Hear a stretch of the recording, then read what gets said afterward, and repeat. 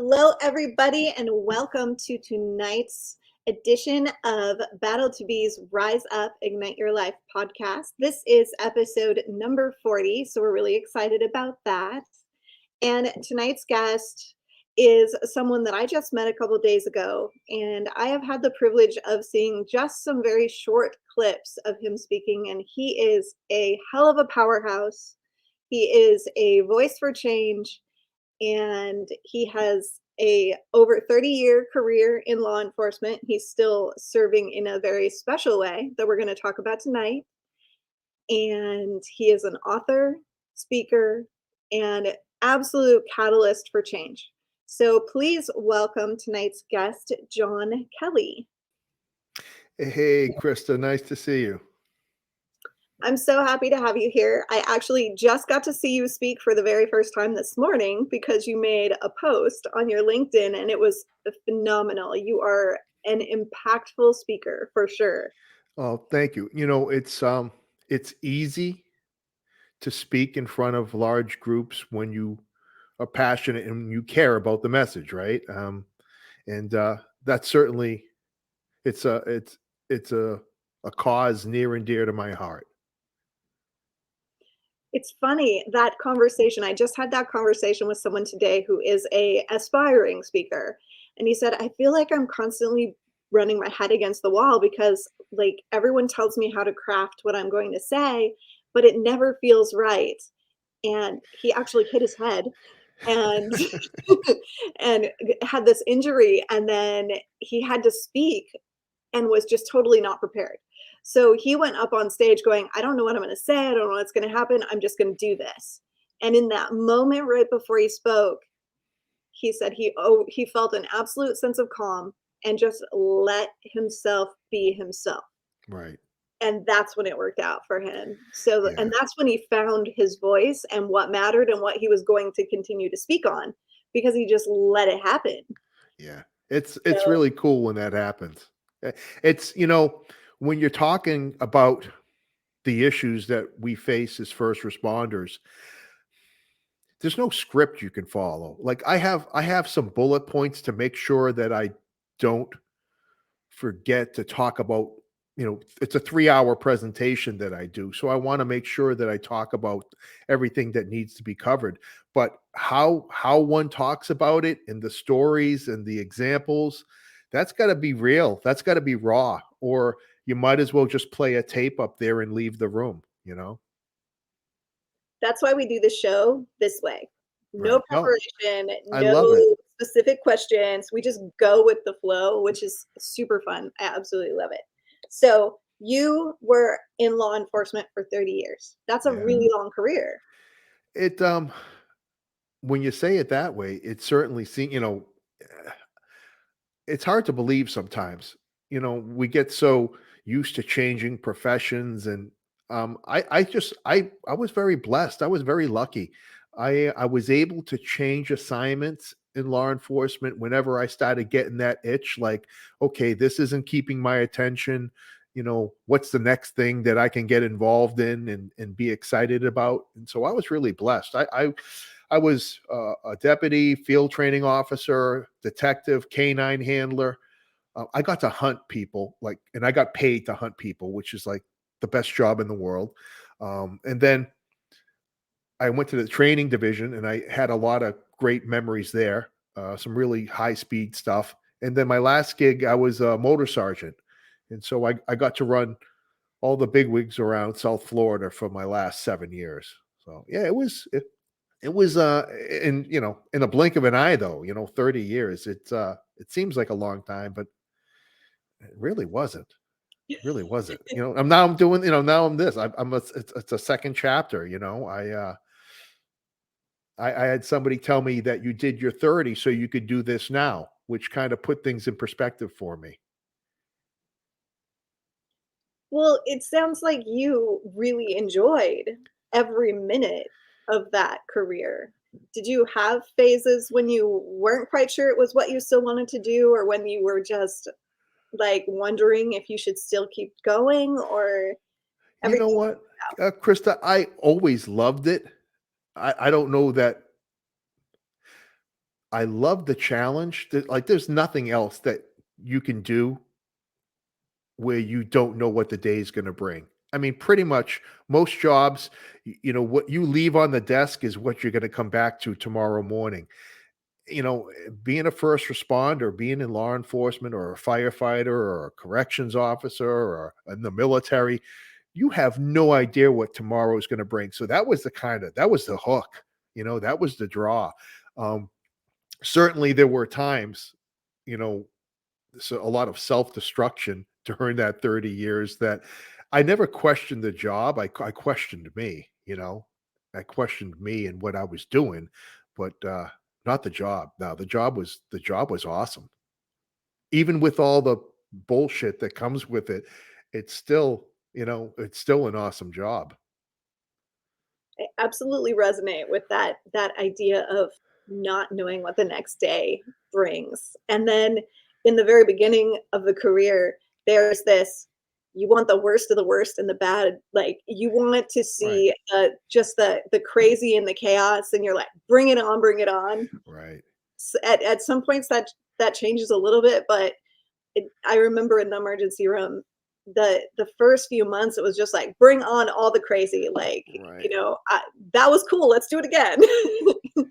Yeah, that's and you're I mean, you're seeing the aftermath of all that crazy, and then it gets crazy where you're at. I mean, it's just a continuing of this mess that started, hours, days, weeks ago that ends up on in your room.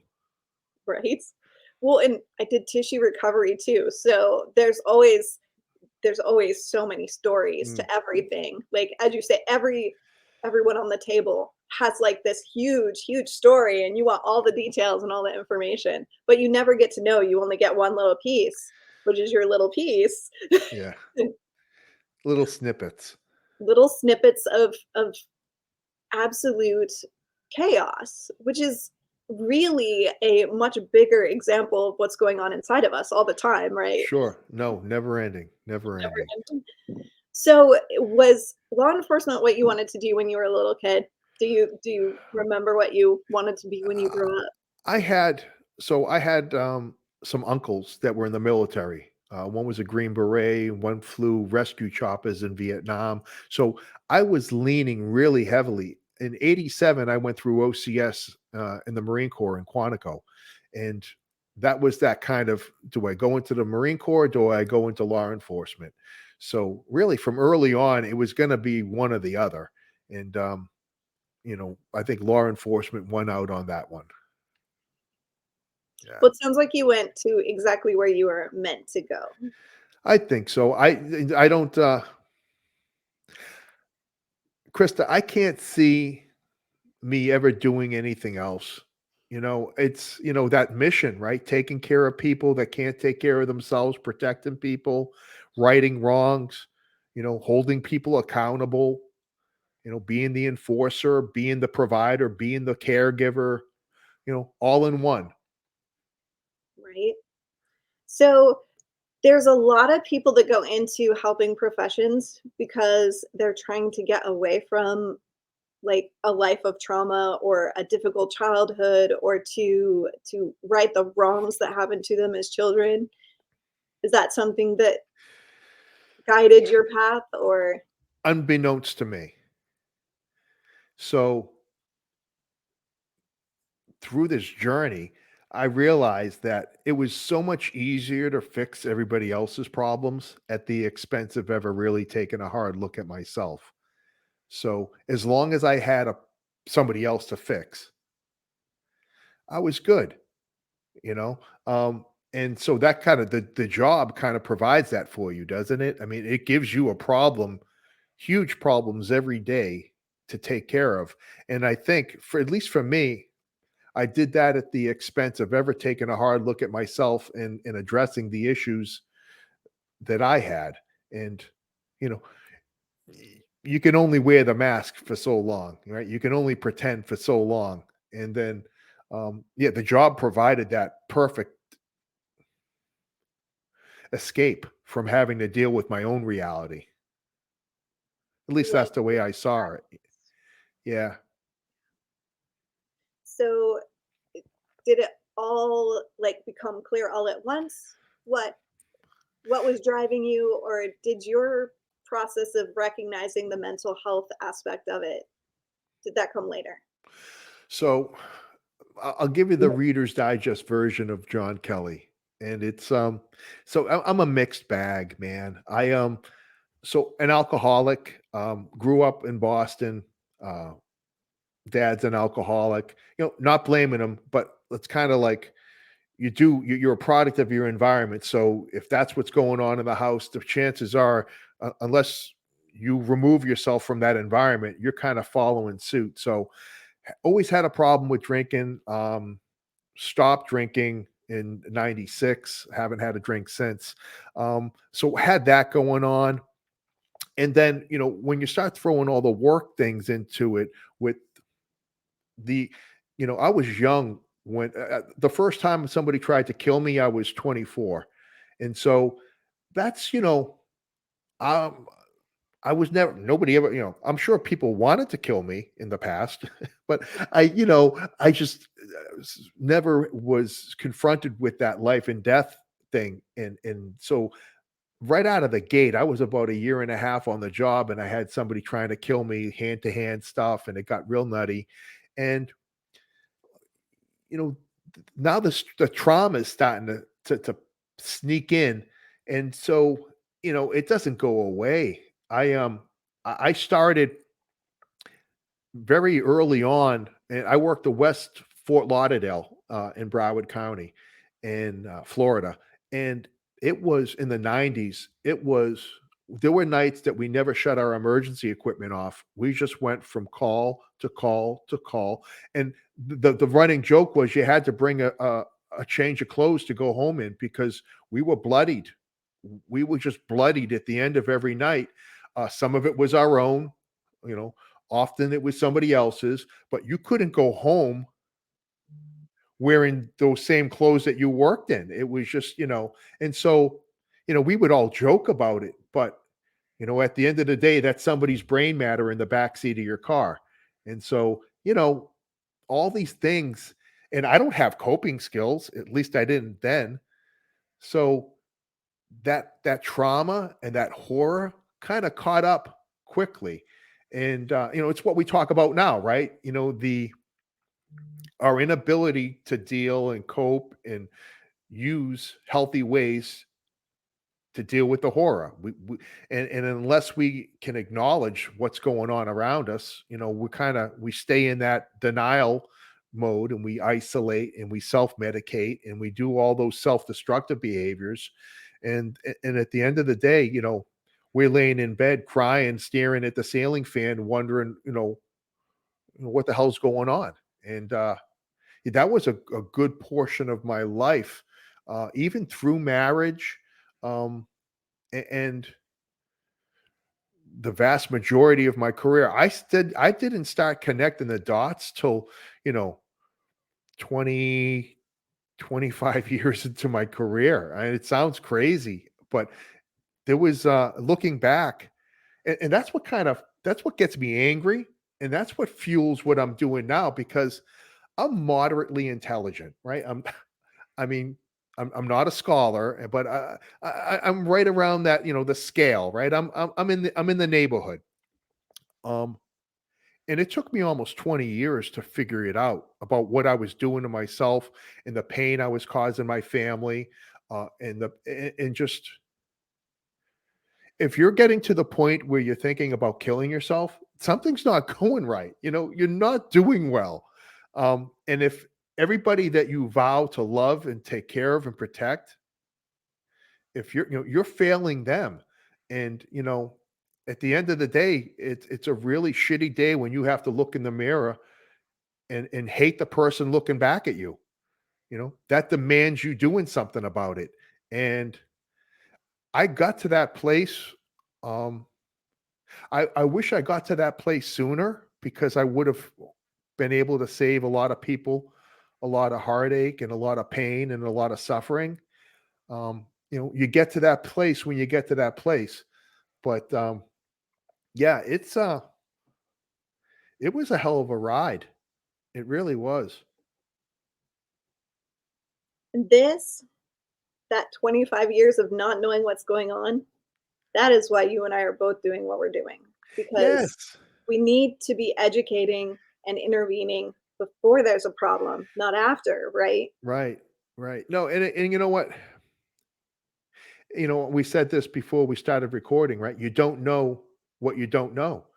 And it's if the culture promotes isolation or an over reliance on alcohol and drugs to cope with the horror, if the profession doesn't promote family, because listen, we talk a good game. That's a bunch of shit. Uh, our professions pull us from our families. They do the exact opposite of nurturing a family. And so we let it happen. We let it happen to us, and we don't ever say no. We don't ever take a stand to protect our families from. You see, this is the other thing, Krista. When we go through shit, we just think it's our own shit. We completely forget that there's a family there, that there's a kid there, that there is somebody that is being victimized by your poor decisions, by your bad decisions, by your inability to take care of yourself. And that ripple effect is real. And, I remember I said I was a mixed bag: alcoholic, addict, adulterer, um, thoughts of wanting to kill myself. That paid a you know, it fucked with me a bit, but it was devastating to my family. And like they're the last ones to ever get any help in all this. I crazy. My daughter's 25, and once a week we go out in the back. I have a fire pit down by the in the backyard, and we go down there and I throw some logs on the fire and we put the phones away and we just talk. And it could whatever the topic is. And I'm very honest and open with my daughter. We've got a really great relationship despite my best efforts to destroy my family. Um, I kept that relationship with my daughter really strong. And we would talk, and I mentioned, I had an affair and I stepped out on my wife and all the turmoil and pain that caused. My daughter was old enough to know something was wrong, but really not old enough at the time to know what it was, right? And I talked to her about, the mistakes that I made because I also want her to know that perfect doesn't exist, right? That, we when we start holding ourselves to these unrealistic expectations, we're going to be disappointed. So I talk about not being perfect, and I talk about owning it. About when you make a mistake, you have to own it, and that's the only way to come back from it. And we got into it, and I talked to her about what happened when I stepped out on her mom, and how we got counseling, and how my Nicole, she owned her part in all this, and that we got therapy and counseling. And then she looked at me, and Krista, it broke my heart. She said, "Now this is she's 25 years old having this conversation with me 15 years ago." She goes, "Did you ever think that I needed to talk to somebody?" Mm. You want to talk about fucking failing as a dad? Um, and I looked at her and I said, "It's like it's almost like, what did you say? Did you ever think that I would need to talk to somebody?" Here I am thinking that what I'm doing isn't affecting my daughter. Like, she's little. Why would she know, right? How could this possibly affect her? Um, and it broke my heart. I was like, I said, "Baby, I know sorry is kind of empty right now." I said, "But I was just focused on your mother and I trying to get that relationship back, and try to get us on track. And I didn't even think that what was going on in our house was having a spillover and was affecting you. And and I think, my takeaway from that is, I spoke about this not too long ago about the importance of, the guy who has the affair is going to now fucking lecture everybody on being faithful. I listen, I get the hypocrisy, but if I'm owning it, all right, I fucked up. But so let's learn from that, so everybody else doesn't have to make the mistake that I made. Um, if you're out there and you're not being committed, if you're in a marriage or a committed relationship and you're not being true, then you're a piece of shit. And the ripple effect from being that person is far reaching. We tell ourselves that it's just our situation, it's occurring in a vacuum, and it's not affecting anybody else. Um, I found out in a really shitty, raw, meaningful way that that's just not the case.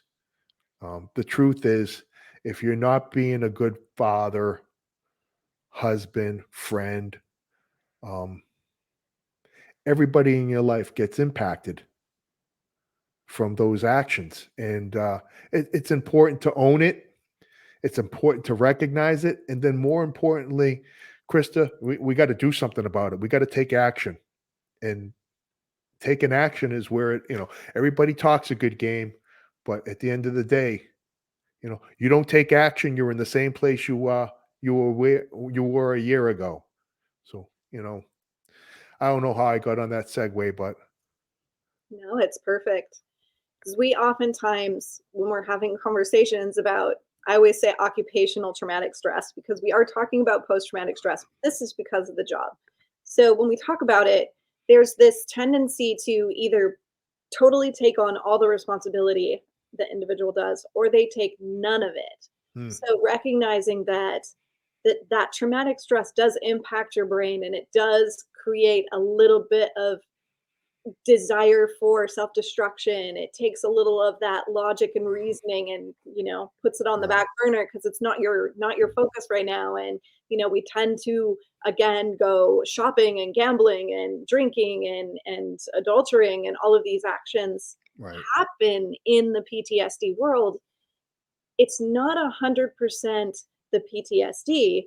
It's your your logical mind, that prefrontal cortex is a less active and less functional, but it's always still choice and it's always still your responsibility. And you have to choose to fix things, or you have to choose to take responsibility for your own actions, right, or you don't. And like you say, you don't, and the repercussions are real and right. very widespread. So we can't just use the diagnosis as a full on excuse to say, well, I'm a PTSD person, so, deal with it. Yeah, that Yeah, that doesn't cut that doesn't cut it. Yeah, that doesn't cut it. And this is the thing, when we said you don't know what you don't know, but that doesn't excuse behavior, right? I mean, that's the other thing. You know, there's no shortage of things to look at and to blame for where we are in life. And I found this, I had all these little epiphanies, over my last 15, 20 years, that the longer you keep pointing the finger and blaming something other than yourself for the place that you are, that you will stay exactly where you are. It's really about taking ownership. At the end of the day, shit's gonna happen, and it's gonna and some of it's gonna be your fault, and some of it's not. But the only way to really take control, I believe, is to own it and say, "Listen, that serenity prayer, that serenity prayer, um, it is the it's the lifeblood of living a life full of passion and worth, and grant me the serenity, right? God, grant me the serenity to accept the things I cannot change, the courage to change the things that I can, and the wisdom to know the difference, right? I think we're making, it's so easy, right? It's so easy, and yet we get caught up in a lot of that nonsense and that noise, right? That white noise that doesn't really help us. It kind of keeps us stuck. But I think, I know that that prayer has been really instrumental in me being able to chart a course, of progress, right? Better today than I was yesterday, knowing that perfect doesn't exist, I've got not only do I have the things that I don't have control over, but I don't have control over yesterday. Yesterday's done. It's in the past. And, you know, for the longest time, Krista, I never forgave myself for the things that I did. Um, and that was keeping me stuck. I was like, everybody else, I don't want to minimize what I did, but everybody else was willing to work with me, right? Willing to see where this thing goes. Was willing to not give me a pass because that wouldn't be accurate, but was willing to, would have some faith that you're worthy of a second chance. Um, for the longest time, I didn't think I was. I didn't think I was worthy of a second chance. And so you not realizing, that and you not believing in that serenity prayer and you not believing in the power of where you're at and the things that you can do. I mean, that keeps you stuck too. So it's been a road. We live up to our beliefs. So if you don't believe that you're worthy of a second chance, you won't be. You'll make choices that ensure that that's true. You'll just continue down that same old path of patterns. Yeah. Yeah. It's you know, I'd like to, it's funny. So I don't have amnesia, right? I've got a really good memory. And there are a lot of things I wish I could forget, but I think I also have to believe that things happen for a reason. And people always say, when they win the lottery, oh, it happened for a reason. Well, yeah, no shit. It's a positive thing, right? Um, but what about the horror? What about all the bad decisions? What about the pain you cause? I think that has to happen for a reason too. I mean, it can't just be one way. It can't just happen for a reason when the outcome is good. If the outcome in the moment is really shitty, then that had to have happened for a reason. And I don't know that I can explain why, or I'm the authority on that, but I think it shapes us. And I think if the things didn't happen to me and I didn't make the decisions that I made, I wouldn't be here. You wouldn't be the person that you are now. No, it's all part of it, we don't want our past to define us. Absolutely not. The past is that shit that happened to us in the past. It doesn't define us, but I think it shapes us. I think it can motivate us. I think it can remind us of maybe a person we never want to be again. But I also think our past can empower us to be better and to share what we've learned. And I think that's the place that I'm at right now. I work with victims of human trafficking and domestic violence and childhood abuse. And we have a program where we turn their pain into stories so that they can actually write everything down. And there's something about speaking your truth and claiming your story. There's something about that acknowledging the past, but acknowledging it in a way that you just did, acknowledging it in a way that it shaped who you are now, but you have to let go of it if you're going to move forward for tomorrow. So Right. it happened, it exists, but are you going to let it control you? Are you going to let it identify you? And you've decided to move past that being identified by your past and taking those names and those horrible things. I mean, you probably called yourself a jerk and you probably called yourself all these things associated with your past, but that's Sure. not who you are now. Who No. you are now is a guide and a leader and a motivator and a change maker. So that's not the guy that you used to be, right? It's and that's the thing. And the beauty of all this is I decide that, Krista. That's my decision on who I'm gonna be. every single day. Yeah. It's my decision on how I show up and who I just, and if I'm gonna be, and the beauty of all that, what has happened is I'll never be that guy again. The guy from my past, that guy's dead. He doesn't exist anymore. And there are a lot of people that are glad that that guy doesn't exist anymore, and me being one of them. But I think that it's impossible to have empathy. It's impossible to love unconditionally. It's impossible to really connect and feel without the pain. Um, and so it's gonna sound messed up, but the more pain you go through, I think the better person you become. I agree. I think that's how so many of us become healers and become leaders and become helping professionals. Every person who serves because there's a passion underneath it. There's a Right, need to help other people. There's a need to do something good that comes from somewhere. right. And I think you're right. I think more often than not, there's always alternatives, but more often than not, I think that does. It's born of pain. The most beautiful things are born of pain. I think so, right? Like the phoenix rising in the back there, right? Right. I mean, I'm looking at it, it's like that's badass, right? I mean, that's we're born from the ashes. That is my life story over and over and over again. Yes. That's a That hell of is a story. it is a lot.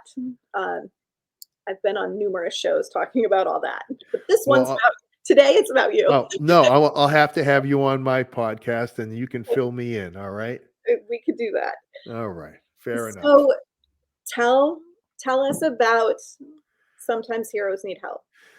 Oh my god. So when I listen, thank you. Sometimes heroes need help.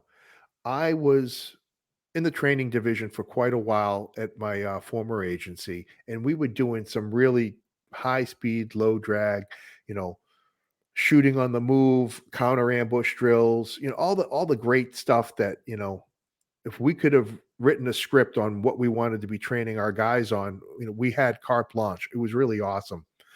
But at the end of the day, inevitably we'd have a couple guys milling about, and listen, if we cut a group of cops out of training early, I mean, they're crashing into each other trying to get out the gate, right? So, like, we'd be like, you look at the guy, go, what are you doing here? Like, what's up, right? And so, lo and behold, he doesn't want to go home. Home's not a place he wants to go. And so we would hold counsel at the end of training and we would get guys resources and we'd hook them up with counseling. And if guys were having problems drinking, we would have these like interventions after training. And it just didn't happen like once a week. It happened often. And then the little light bulb went off and I went, we're training these guys on all the wrong stuff.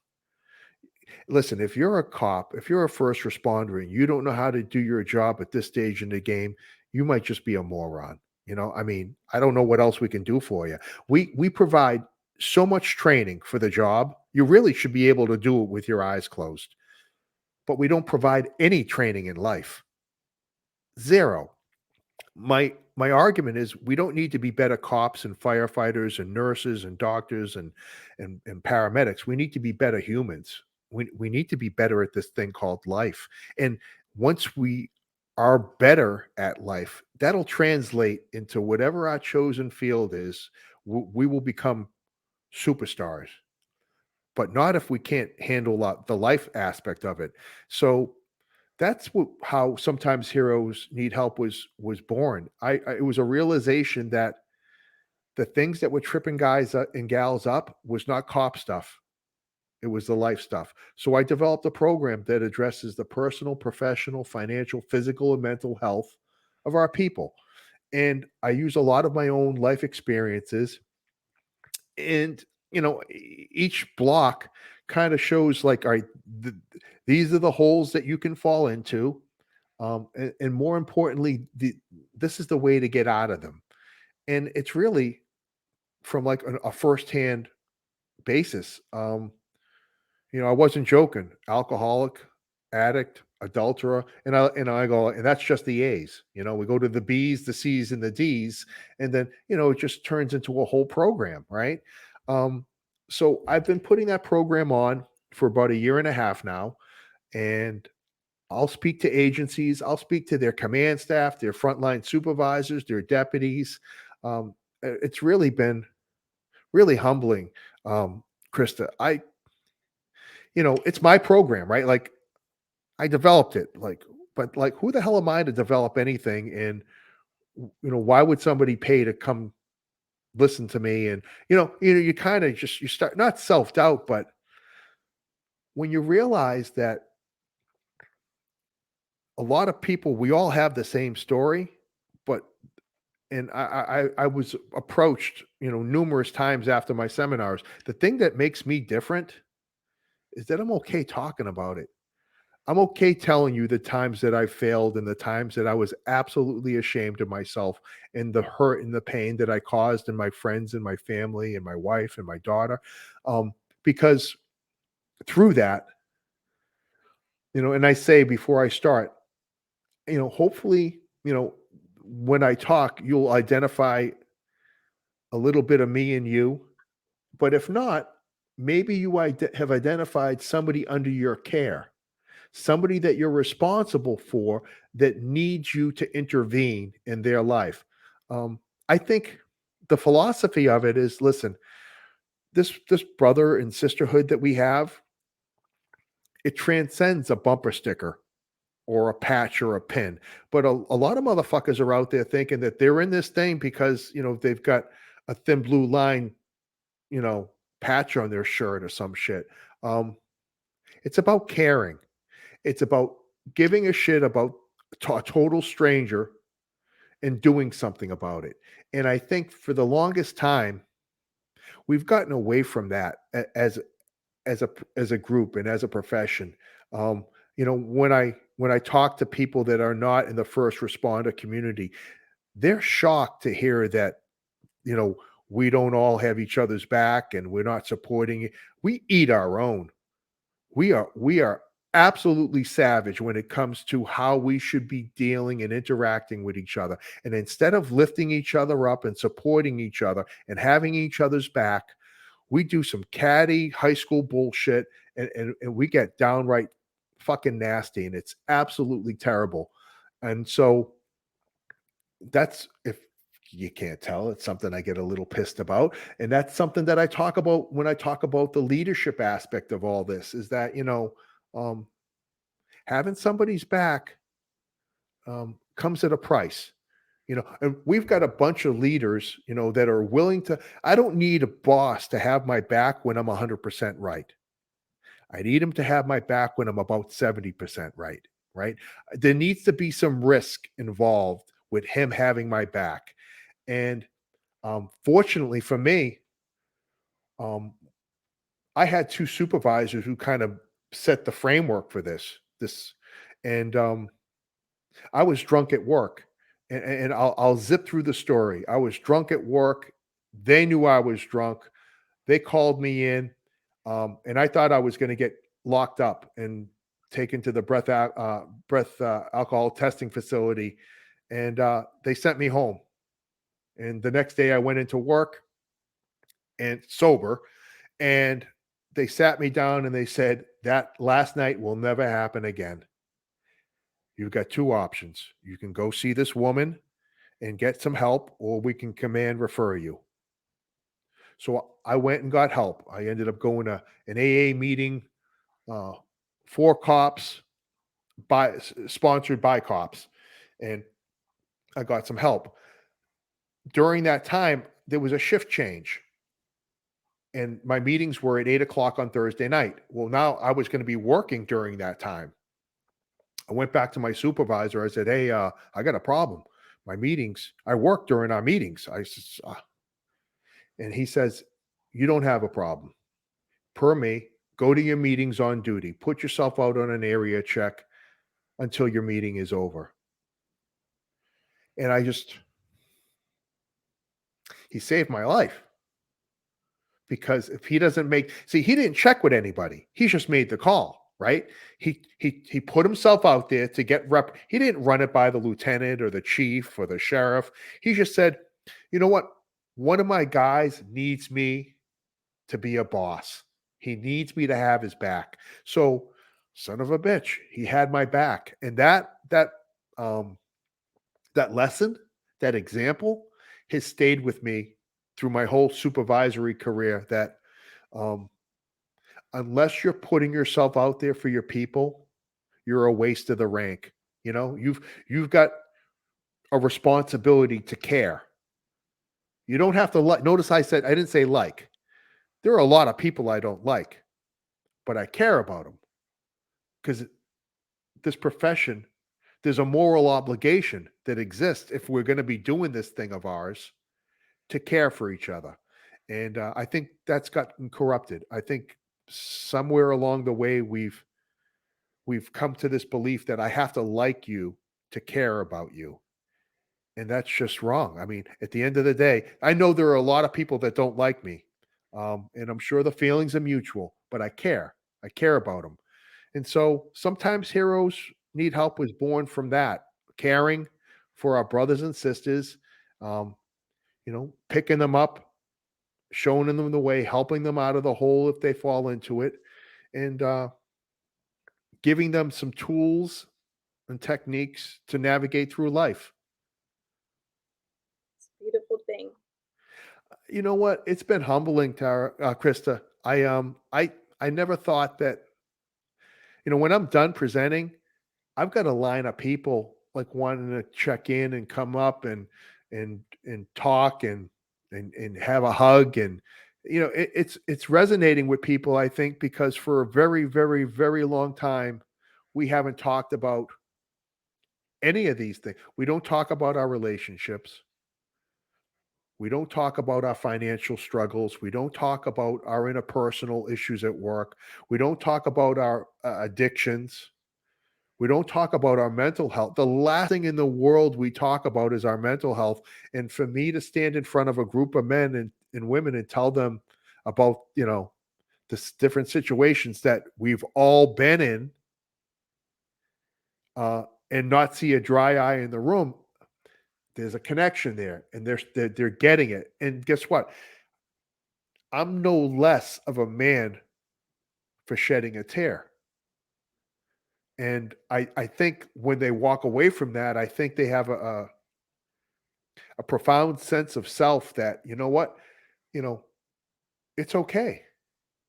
It's okay to show emotion. It's okay to talk. Um, and the only way we get through these things is by relying on each other and being there and supporting each other. Because what we've been doing up to this point hasn't been working, right? When we look at suicides in law enforcement, in the first responder community, for every bad guy that kills a cop, 3 take their own life. That's fucking insanity. And so what we have is on the heels of one of our brothers or sisters killing themselves, there's somebody from administration will step to the microphone and they'll say that um, this is tragic and we need to do more for our first responder community. And then everything goes back to fucking business as usual the next day. And we don't, this is the thing. And I want to share this with you and your viewers and listeners. For the longest time, I thought that somebody that killed themselves was a pussy, that they were weak, that they were selfish. And it wasn't until, I was thinking about taking my own life that I realized that they're not that, that they've got a broken mind. They've got an injury, and their injury is preventing them from seeing the love all around them. And so whenever we go down that road, and, you know, there was a saying, try not to apply a healthy mind to one that is damaged, right? To one that is injured. And that's what we do. And I don't think we're we mean to be mean spirited, but I think if we just how could on one hand this person be the guy that everybody goes to? How could on one hand that girl be the person that everybody relies on, who's the person who's always at the front of the stack, who's the person who's always looking out for everybody, who's the person who will get injured so you can be safe? How can that person be something less if they take the wrong? It doesn't make sense. They're not less. And we've got this fucking stigma that we've associated with it, because I don't think we've ever, when things hurt us and when things are really scary, we don't talk about them. And so by not talking, we keep perpetuating this myth that you're less if you take your own life, and nothing could be farther from the truth. And so I think that you, me, everybody in this thing of ours has a really long way to go to normalize, if that's even a word these days, to normalize these discussions, so that somebody that's suffering, somebody that doesn't want to wake up tomorrow, can see the value in their life, and the fact that they're not less, and that there are people out there that love them, and that there's a better way. But if we can't even have the conversation, you know, it's about early intervention, right? It's about getting to that person before they get to the depths that they get to. And I don't think we do a good job of that either. You know, like I said, we've got a lot of work ahead of us. That is my life's goal, that preemptive, that Right. preventative. But the funny thing is you mentioned that how they get up to the microphone, the leaders, and they're like, we need to change this. But I know two people that have programs that do preventative, and they call everyone. They call everyone and say, this is what we're offering. This is what we want to do for training. This is how we can help your people. And the answer has so often been, we don't have a suicide problem in my precinct. My people don't kill themselves. My people are fine, literally. And again, So it's just it's really it's the measure, right? See, the only way, the only matrix that they're using is once you die. So there's no, well, shit. Okay, so comparatively speaking, you had, maybe, listen, my former agency since 2010 had 8 people kill themselves. That doesn't include recently retired, because if you start looking at retirees, listen, if you start looking at retirees or people that are no longer active duty, whether it's in the medical field, the firefighters, corrections, if you start looking at the retirees, that number increases exponentially. But that doesn't look good on the agencies, so we're not going to calculate that. Nor is the CDC going to calculate that, or any other entity that's compiling statistical data, nor is the FBI. And listen, you can't tell me there's not a way to track it. This is, they've got a matrix and a unit of measure for everything in this life. They just don't want to track it. So back to my agency, we had since 2010, 8 of our deputies have killed themselves.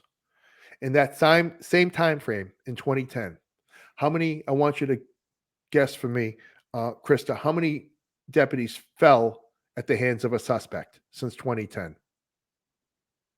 most probably, if your statistics are holding, you lost 2 or 3. Zero. Zero. The number one killer of cops at the Broward County Sheriff's Office is suicide. That says something. Um, and listen, there are some really well-intended, lovely people there. So what are we doing about it? So what are we doing about it? And it's one of those things that um, it's preventative. It's you got to get ahead of it. It starts with mental health and well-being. It starts with having conversations. It starts with having people knowledgeable to see the slow progression of mental illness. And not waiting until there's some catastrophic situation that now, you know, I like to address problems when they first arrive, right? When they're small, when they're manageable, when they need a minor tweaking here and there. If we're getting to the point with somebody that is having suicidal ideation, or maybe I'm not going to say it's too late, but we've waited too long. Absolutely. And so I think there's this our leaders and our bosses are so uncomfortable talking about this piece because I think really because I think when they go home at night and the cameras are off and they take the uniform off, I think that it's really hard to wash that blood off their hands. I think that they know they should be doing more, and there are a million reasons why they're not. Um, and for them to be real and look in the mirror, because they don't care. They and I don't think I'm being too hard on them. If you care about it, you address it. If we were losing deputies on traffic stops at the ratio that we're killing ourselves, there would be a complete overhaul of training. We would we wouldn't stop doing traffic stops. We would find why we were dying and we would address it. We would completely overhaul training. We know the number one reason why you don't go home is suicide. You taking your own life. And we do no training, none, zero to address that threat. It's it's lunacy. And you're beating your head against a wall going, why can't so what are we doing substantively? What are we doing proactively? What are we doing to inoculate our people from this threat? You're more likely to kill yourself than to be killed by a suspect. So what are we doing with that data? You've got the FBI now. I've got the friggin' app on my phone. You've got the FBI tracking this. I just pulled up the app on my phone. The Law Enforcement Suicide Data Collection. What are we doing with all this data collection and all this knowledge? It's a fucking shame. And, uh,